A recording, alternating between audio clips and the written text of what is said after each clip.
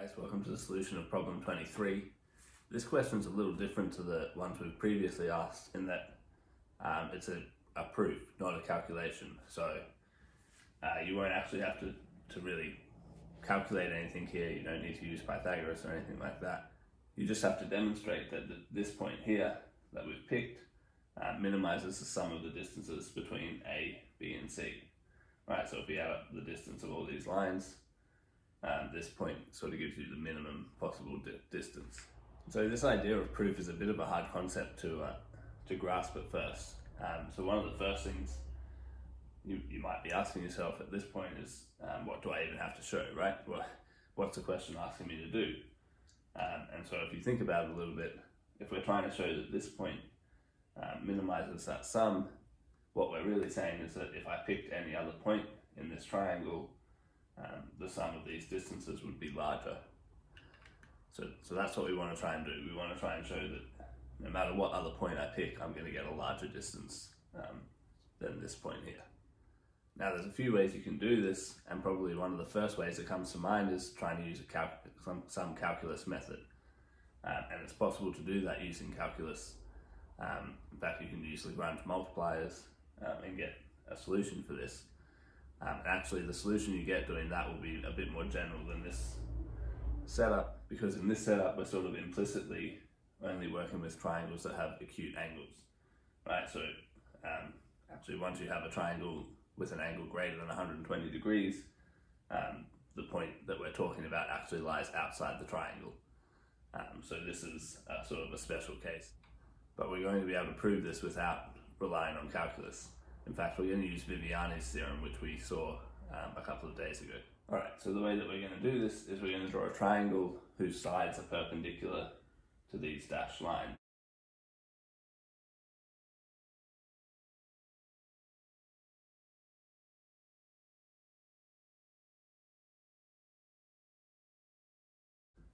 Okay, so it turns out that this black triangle is actually an equilateral triangle. And so to see that, we're going to look at the angles that get formed here. So if we call this angle alpha here, okay, then this other angle over here is going to be 60 minus alpha, right? Because we have 120 degrees here, so the other two angles have to add up to 60.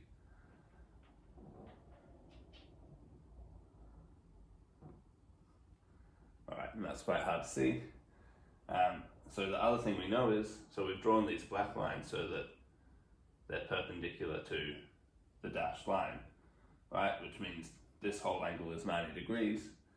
And so this angle in here is going to be 90 minus alpha. Okay, and similarly this angle in here is going to be 90 minus this angle, which is 30 plus alpha.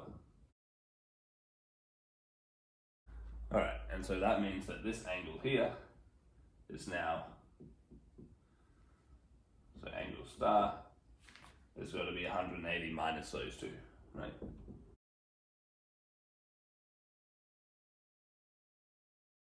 Okay, and if we expand all this out, we end up with this.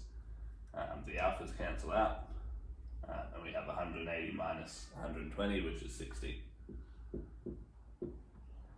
Okay, so this angle here is 60 degrees. And you can see that it's independent of what that angle alpha was. And so we can do the same thing for all these other triangles, and that will show that all these angles here are also 60. And so that black triangle actually is an equilateral triangle. And so then the next thing to notice is that because we constructed the triangle so that these lines were perpendicular to the edges here, we know by Viviani's theorem that if we add all these together, we're going to get the altitude of the triangle, right? So that was the result a couple of days ago, that if I take any point in an equilateral triangle and look at the distances between the point and the edges of the triangle, they all add up to h. Okay, so now the final thing to do is to show that if I pick another point in that triangle, the distance between that point and the vertices, well, that sum will be larger than the sum we have here. Okay, and what that means is that the sum will be larger than h. Alright, so let's suppose we pick another point sort of arbitrarily here, doesn't matter where you pick it. If you then look at so we can look at the distance between that point and the edges of this equilateral triangle.